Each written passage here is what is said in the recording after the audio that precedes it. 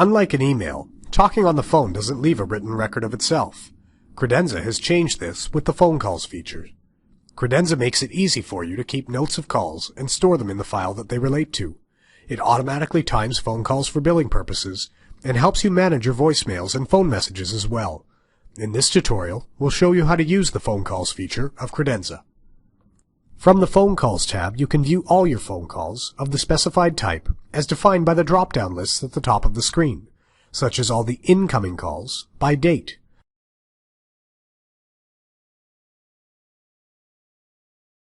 As well as seeing who the phone call was with, you can see your notes and the date it happened, the file associated with the call, and whether this call requires a callback or time entry to be done.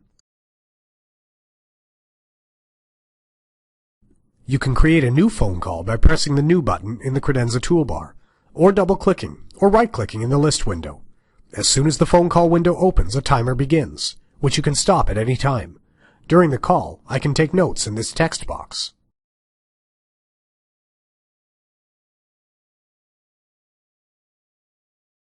Contact information can be easily linked to a call.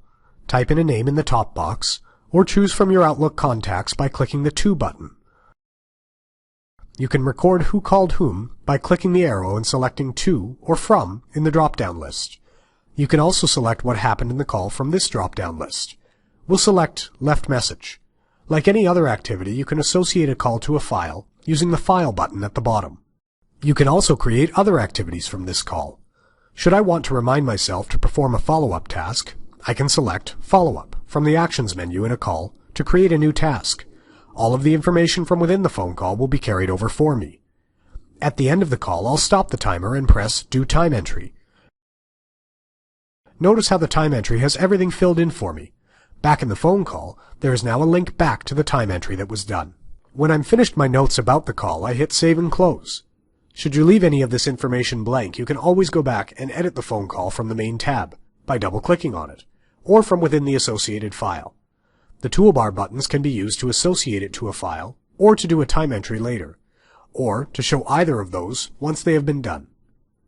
Under the Phone Calls tab of a file, you can see all of the associated calls listed, as well as whom they were with and the notes you took. Double-click on one to open it. Note that you can create new phone calls within the file they relate to. For example, you can double-click here on the list. Or, if you are looking at the list of contacts on the file, right-click to record a phone call with someone. Note how Credenza fills in much of the call information for you.